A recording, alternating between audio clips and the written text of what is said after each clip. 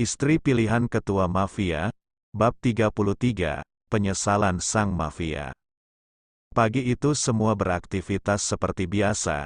Max dan anak buahnya membantu warga membersihkan pekarangan rumahnya. Mereka kerja bakti membersihkan lingkungan padepokan agar bersih dan tertata rapi. Max memperhatikan Ferdinand yang selalu berpindah-pindah tempat, hampir semua tempat disambanginya, membuat Max curiga padanya.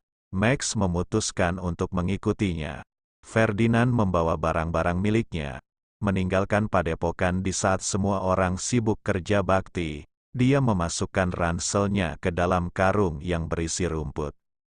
Ferdinand berjalan menelusuri hutan untuk turun ke lereng.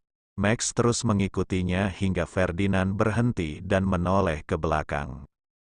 "Kau mengikutiku," ucap Ferdinand, "karena kau mencurigakan, sepertinya kau membawa sesuatu," sahut Max.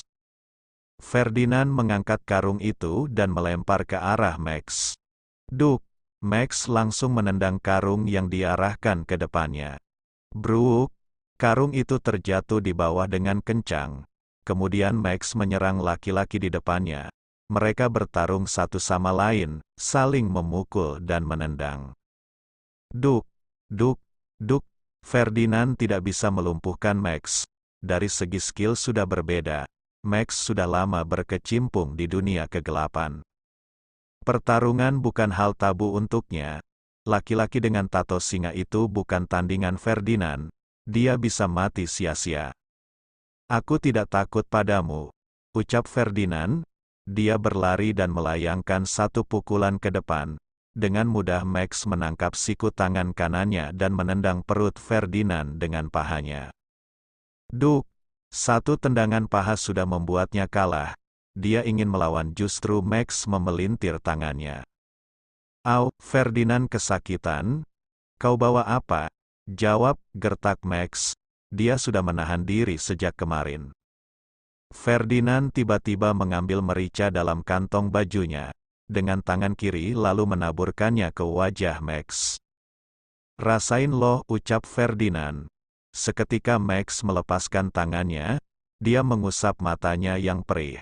Di saat seperti itu Ferdinand mulai menyerang dan memukul Max. Dia juga mengeluarkan belati miliknya. Dengan cepat dia menyayat ke arah dada Max. Duk! Max menendang beberapa kali untuk melindungi diri meskipun tendangannya ke segala arah karena matanya sakit. Hahaha, Ferdinand tertawa. Dia senang Max mulai kesulitan. Dia bisa dengan bebas menyerangnya. Duk! Sekali tendangan dengan kencang Max melayangkan ke arahnya dengan tepat. Bruk! Ferdinand terjatuh di tanah, begitupun dengan belatinya. "Kau pikir dengan kelicikanmu kau bisa mengalahkanku?" ucap Max mendekati Ferdinand. Laki-laki muda itu bergegas mengambil belatinya. Dia ingin menusuk Max tapi satu tendangan keras mengenai tangannya. Duk! Kaki Diandra mengenai tubuh Ferdinand hingga laki-laki itu terlempar.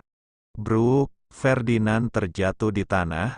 Bergegas Max maju dan menghajarnya beberapa kali. "Sudah sayang," pinta Diandra.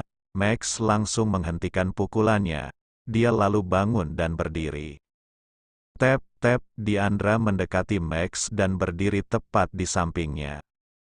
"Kau sudah melanggar. Seharusnya kau patuhi aturan yang ada," ucap Diandra. Dia membawa sebuah kamera di tangannya.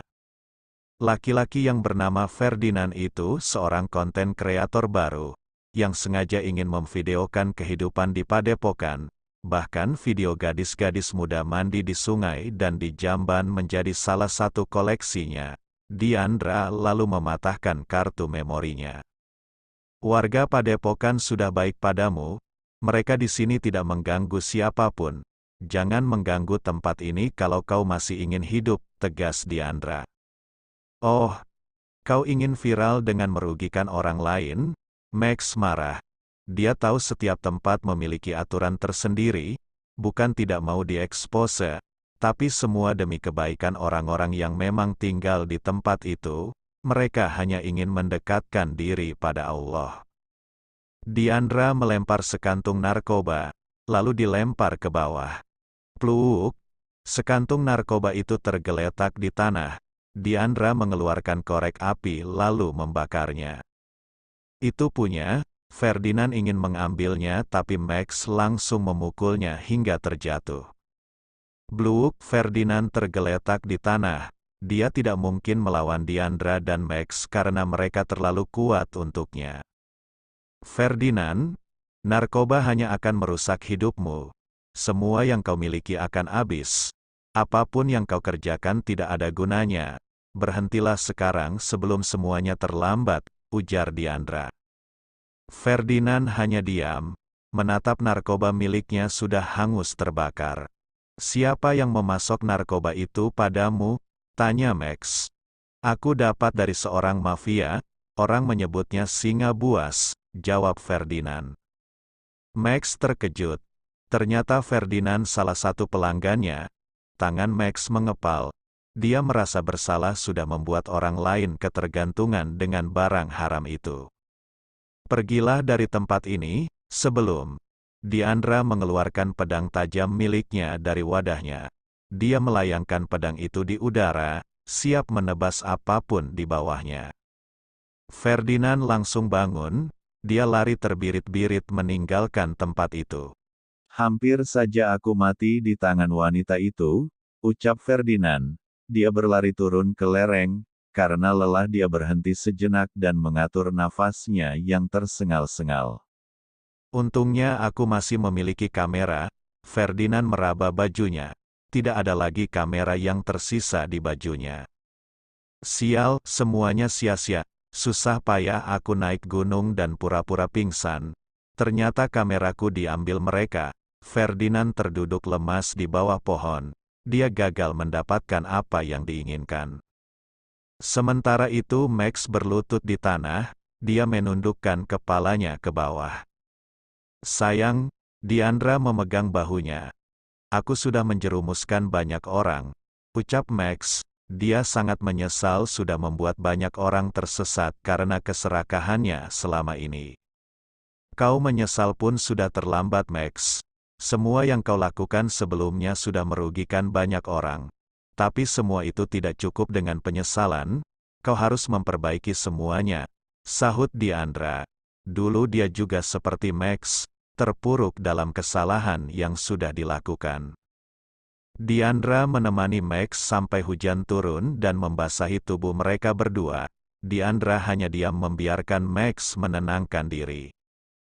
Beberapa saat berlalu, Max dan Diandra pamitan dengan seluruh warga Padepokan. Dari Kiai Imran, Ustadz Gafar dan semuanya. Diandra juga berpamitan pada Humaira yang masih harus berada di tempat itu sampai 2 minggu ke depan. Aku pulang dulu, jaga dirimu baik-baik, ucap Diandra sambil memegang tangan adiknya. Iya kak, salam untuk Abi dan Umi, sahut Humaira. Diandra mengangguk, dia melepaskan tangannya lalu berjalan meninggalkan tempat itu bersama Max dan kedua anak buahnya. Dua bawahan Ustadz Gafar mengantar sampai perbatasan, begitupun dengan Leo, dia mengikuti Diandra kemanapun pergi. Diandra berencana memindahkan Leo ke kebun binatang untuk sementara waktu. Di lereng akan ada tim yang akan menjemput Leo dan mengantarkan Leo ke tempat itu. Mereka turun ke lereng gunung selama 4 jam, menempuh perjalanan hingga sore hari baru sampai lereng. Alhamdulillah, sampai juga sayang, ucap Max. Diandra mengangguk, dia melihat mobil truk barang yang akan menjemput Leo sudah datang. Diandra harus berpisah dengan Leo, dia memeluk dan mencium kening singa kesayangannya. Leo, setelah tempatmu selesai dibangun, aku akan membawamu kembali, ucap Diandra. Rumah Max akan dijual, Leo tidak lagi memiliki rumah. Mau tak mau Diandra menitipkan Leo di kebun binatang sampai nanti dia memiliki tempat untuknya. Rau, singa besar itu tampak sedih, membuat Diandra kembali memeluknya. Aku dan Max akan mengunjungimu. Percayalah. Ucap Diandra dengan matanya berkaca-kaca.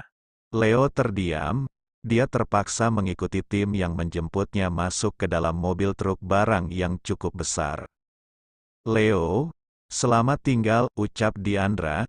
Tangannya melambai mengantar kepergian Leo ke kebun binatang. Di sana, Leo akan jauh terurus dan memiliki banyak teman. Sayang, ujar Max mendekat dan merangkul istrinya. Dia tahu Diandra sangat menyayangi Leo. Apa kau sedih? Tanya Max. Iya, tapi ini yang terbaik untuk Leo, jawab Diandra.